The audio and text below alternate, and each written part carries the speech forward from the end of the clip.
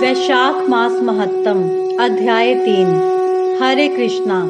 ओम नमो भगवते वासुदेवाय नमः। सुनिए सनातन संस्कृति की वो कथा जो सिर्फ ग्रंथों में नहीं बल्कि हमारे जीवन के हर पहलू में बसी है। एक ऐसा पावन मास वैशाख मास, जिस मास का स्मरण मात्र ही जीवन के सारे पापों का नाश कर देता है। पुराणों में कहा गया है कि जिस प्रकार सभी नदियों में गंगा श्रेष्ठ है, सभी देवताओं में श्री हरि विष्णु श्रेष्ठ हैं, उसी प्रकार सभी महीनों में वैशाख मास सर्वश्रेष्ठ माना गया है। दोस्तों, जब जब अधर्म बढ़ता है, जब जब मनुष्य अपने पापों के भार से दबने लगता है, तब तब यह वैशाख मास एक अमृत वर्षा की तरह आता है। यह मास स्वयं धर्म का प्रतीक है, पुण्य का परिचायक है और मोक्ष का दाता है। पुराणों में वर्णित है कि वैशाख मास में किया गया हर छोटा सा पुण्य भी हजारों वर्षों तक किए गए यज्ञ और तपस्या के बराबर फल देता है। इस मास में नदियों में स्नान, दान, व्रत और कथा श्रवण का विशेष महत्व है। आज हम इस दिव्य कथा के तीसरे अध्याय की ओर बढ़ रहे हैं, जिसमें एक ऐसा प्रसंग आने वाला है जो न केवल आपके जीवन को सकारात्मकता से भर देगा, बल्कि आपको आपके कर्म और धर्म का मर्म भी समझा देगा। तो आइए जुड़ते हैं इस अद्भुत अध्याय में और जानते हैं कि वैशाख मास के इस तीसरे दिन हमें कौन कौन से कार्य करने चाहिए, कौन सी बातें वर्जित मानी गई हैं और कौन से उपाय हमारे जीवन को सफल, सुखमय और पाप मुक्त बना सकते हैं। क्योंकि यह कथा सिर्फ कहानी नहीं, यह है जीवन की सच्चाई, शास्त्रों का सार और हमारे ऋषि मुनियों की अमूल्य धरोहर। नारद जी ने कहा, हे नृपेंद्र, वैशाख मास में किसी उत्तम ब्राह्मण को अथवा गर्मी में थके हुए मनुष्य को शैया दान करें अथवा सुखदायक स्थान पर सुलाकर हवा करें, तो ऐसे मनुष्य को शरीर के रोग नहीं सताते तथा उसके समस्त पाप शांत हो जाते हैं। वह जन्म मरण के बंधन से मुक्त हो जाता है। उसके कुल में कई पीढ़ी तक कोई पापी नहीं होता। ऐसा मनुष्य 7 बार जन्म लेकर भी सदा सुखी रहता है तथा अपने कुटुंब सहित मुक्ति पाता है। जय श्री हरि, जय श्री विष्णु। वैशाख मास में आसन, चटाई, कंबल आदि का दान करना भी अति उत्तम है। उस पर बैठने और सोने वाला सुख प्राप्त करता है, तो उस पुण्य के फल से दान करने वाला भी अकाल मृत्यु से छूटकर दीर्घायु होता है तथा मुक्ति पाता है। जो मनुष्य ग्रीष्म के कारण दुखी ब्राह्मण को पंखा दान करता है, वह चिरंजीवी होता है।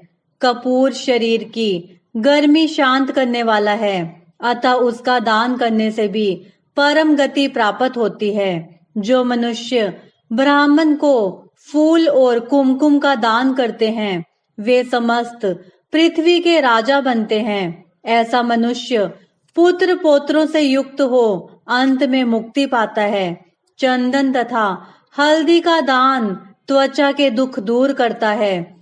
गोरचन, कस्तूरी, खस, चंपा आदि दान करने वाले मनुष्य की देवता भी सराहना करते हैं और वह विविध तापों से छूटकर मुक्ति पाता है।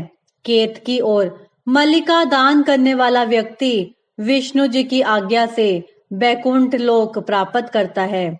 नारियल, सुपारी तथा अन्य मृगछिद्र पदार्थ दान करने वाला मनुष्य 7 जन्मों तक ब्राह्मण कुल में उत्पन्न होकर ज्ञानी बनता है।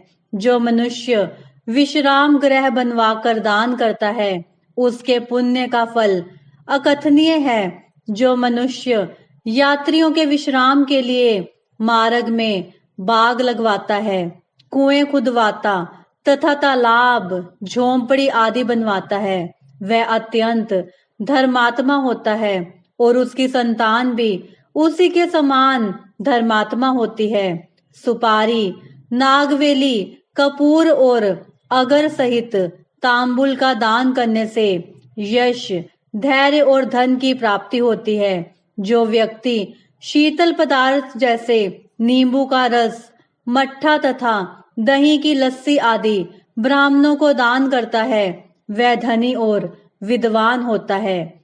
चावल का दान करने से लंबी आयु मिलती है। शुद्ध गाय का घी दान करने से अश्वमेघ यज्ञ का फल मिलता है। मेष संक्रांति में ककड़ी और गुड़ का दान करने से पापों का नाश होता है। सूर्य की तपन को शांत करने के लिए ईख का दान करने से अत्यंत पुण्य प्राप्त होता है। सायंकाल के थकावट को दूर करने के लिए पके फलों का दान करने के पितरों को अमृत मिलता है और उस मनुष्य को सायुज्य मुक्ति मिलती है। जल युक्त कुंभ का दान पितरों का गया श्राद्ध करने जैसा फलदायक होता है। भगवान विष्णु और उनके भक्त हरिदास की कहानी। बहुत समय पहले की बात है। एक छोटे से गांव में हरिदास नाम का एक भक्त रहता था। वह भगवान विष्णु जी का परम भक्त था।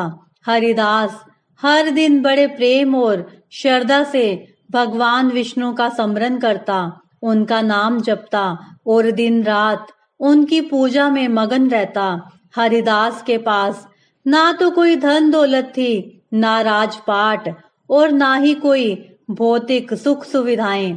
फिर भी उसका मन हमेशा संतुष्ट और आनंदित रहता था।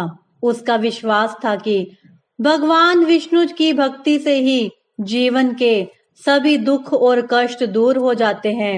उसकी बस एक ही अभिलाषा थी, भगवान विष्णु जी का साक्षात दर्शन करना। एक दिन भगवान विष्णु जी ने हरिदास की सच्ची भक्ति और निष्ठा देखकर मन में सोचा कि इस भक्त से मिलना चाहिए। भगवान विष्णु जी ने प्रकट होकर हरिदास से कहा, वस हरिदास, तुम्हारे पास तो कुछ भी नहीं है, फिर भी तुम हर समय मेरी भक्ति में मगन रहते हो। आखिर तुम्हें इससे क्या प्राप्त होता है? हरिदास ने विनम्रता से हाथ जोड़कर कहा, प्रभु, आपके चरणों की भक्ति ही मेरे लिए सबसे बड़ा धन है। आपके स्मरण मात्र से जो शांति और आनंद मिलता है, वो सारा संसार भी मिलकर नहीं दे सकता। मैं आपके दर्शन और भक्ति के सिवाय और कुछ नहीं चाहता।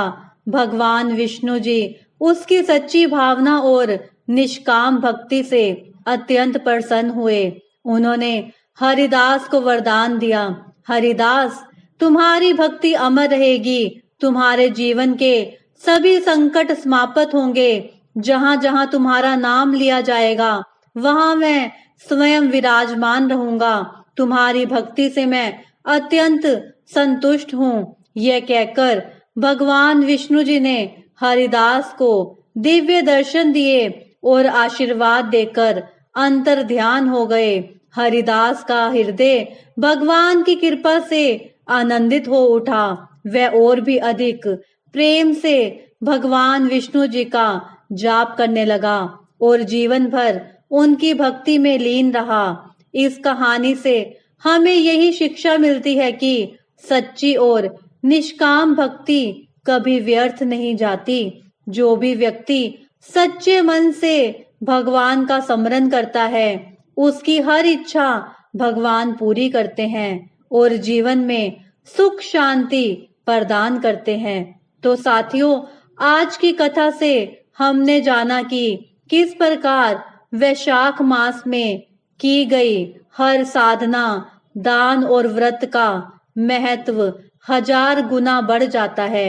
यह मास न केवल हमारे पापों का नाश करता है, बल्कि हमें मोक्ष का मार्ग भी दिखाता है। शास्त्रों में स्पष्ट कहा गया है कि अगर इस मास में मन, वचन और कर्म से संयम रखकर ईश्वर का स्मरण किया जाए तो मनुष्य को इस लोक में भी सुख मिलता है और परलोक में भी।